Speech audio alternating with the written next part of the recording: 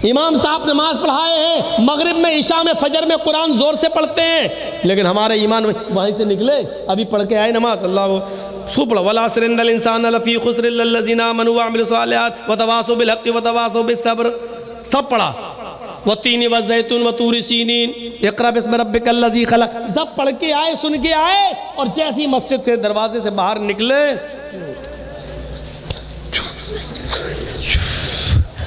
निकालना शुरू कर दिया धुआं। ये देखिए, ये हमारे ईमान में इजाफा हो रहा, कुरान सुन रहे तो हमारे ईमान में कमी हो रही है। अभी पढ़ाया मौलाना ने, क्या पढ़ाया?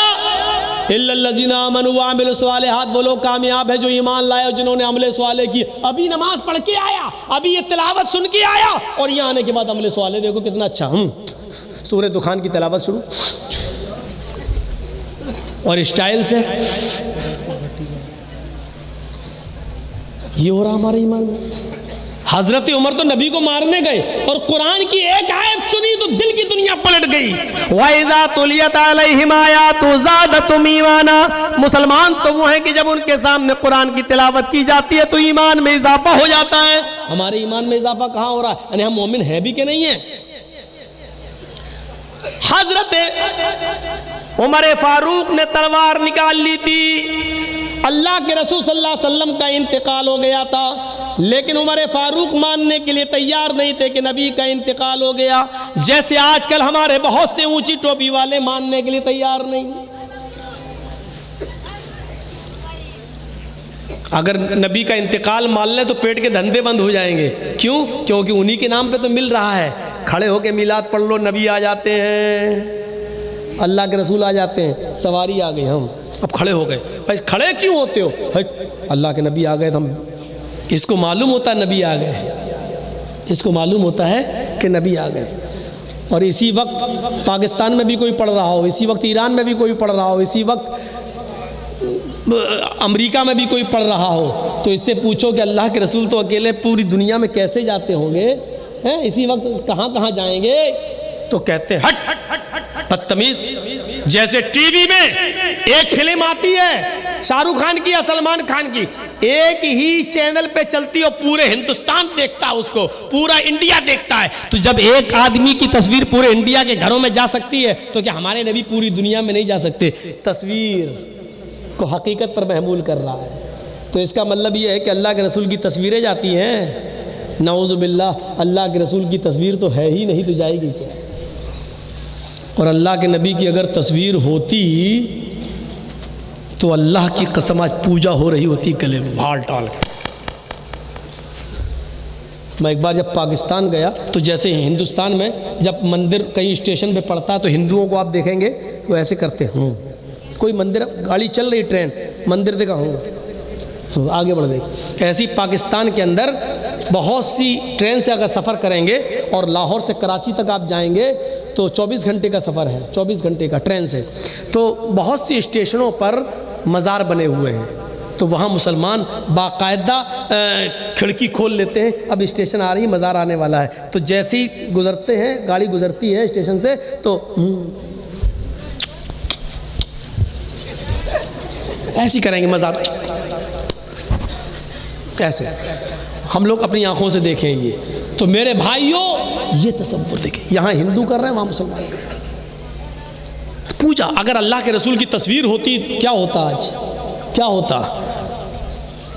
जब मौलवियों की तस्वीर और अपने पीर की तस्वीर जब लेते हैं तो देखते मोबाइल में, तो उसको हिफाजत से रखते हैं, मेरे पीर साहब। ये पीर का हाल है। अगर नबी होते तो क्या होता? नबी होते तो क्या होता? और पीरों का भी अजीब हाल है, पीरों का भी। और एक औरत थी बेचारी, वो अपने, उसका आदमी कहता था मैं पीर हूं, उसकी बीवी उसको पीर मानने के लिए तैयार नहीं थी। तेरे जैसे 336 पीर देखे ना। तो एक बार उसकी बीवी बोली तुम पीर हो? कहां? पीर तो आज मैंने देखा आसमान पर। कहा क्या देखा? अरे हवा में मुसल्ला बिछाकर, जाए नमाज बिछाकर खड़ा था और नमाज पढ़ रहा था, उड़ता हुआ जा रहा था, वो था पीर। इसको चढ़ गई, शायद वो कलियाचक वाली होगी, ड्रिंक चढ़ गई। तुमने देखा हवा में? हाँ तो जाए नमाज बिछी थी, हाँ खड़ा था उस पर, हाँ नमाज पढ़ रहा था, हाँ अरे वो मैं ही तो था। अपनी बीवी को बोला, अरे वो मैं ही तो था। उसकी बीवी बोली, तुम थे? हाँ हाँ मुझे लगा तुम थे। कहा क्या मतलब? कहा इसीलिए टेढ़े टेढ़े उड़ रहे थे, सीधे उड़ भी नहीं रहे थे, तिरछे तिरछे जा रहे थे, फिर भी कमी निकाल दी। एक मुरीद ने ख्वाब देखा कि मेरे पीर साहब जन्नत में टहल रहे हैं। वो बेचारा आया सुबह होकर अपने पीर को खुशखबरी सुनाने के लिए कि अरे आपने तो बहुत नेक काम करे, आप तो जन्नत में। तो वो गया कि अपने पीर को खुशखबरी सुनाऊं। दरवाज़ा खटखटाया तो क्या देख रहा है कि अंदर आवाज़ आ रही है। इसने दरवाजे में कान लगाया तो क्या देखता है कि जिस पीर को खुशखबरी सुनाने आए उसकी बीवी उसको झाड़ू से पीट रही है, तड़ा तड़ा तड़ा तड़ा बरस रही है उस पर झाड़ू। अब वो आने लगा, अब वो कह रहा है रुक, बाद में मान लेना कोई आया है, दरवाजे पे कोई आया है। उसकी बीवी कहती चल पहले देख कौन आया, फिर जरा फिर मारूंगी। वो दरवाज़ा खोला तो ये जा रहा था। ए भैया इधर आओ, कहाँ जा रहे हो? अरे जा रहा हूँ यार। क्या हुआ? अरे कुछ नहीं हुआ।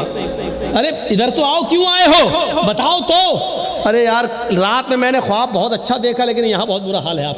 अरे बताओ तो क्या हुआ? अरे रात में देखा कि मेरे पीर साहब जन्नत में टहल रहे हैं, दूध की शहद की नहरें 70-70 हूरों के बगल में बैठे हैं।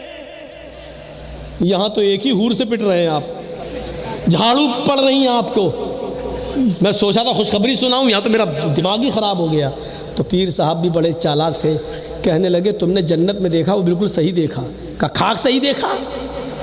मार खा रहे हो, बीवी के हाथ से पिट रहा हो, तुम कह रहे हो जन्नत। अरे मेरे भाई, बीवी की झाड़ू खा खा कर पिट पिट कर जो सब्र किया मैंने, उसी सब्र पर ही तो अल्लाह ने जन्नत दी है मुझे नमाज और रोज़े ने थोड़ी जन्नत दी है। बीवी की मार खाकर सब्र किया, उस पर जन्नत मिली मुझे। तुमने सही देखा जन्नत में मुझे। तुम भी बीवी की मार खाया करो। उसने कहा भाग, तेरा जैसा पीर को मैं तलाक देता हूँ, भाग। बीवी की मार खाने के लिए बोल रहा है? तो ऐसे भी पीर होते हैं। ऐसे अगर तस्वीर होती तो क्या हाल होता।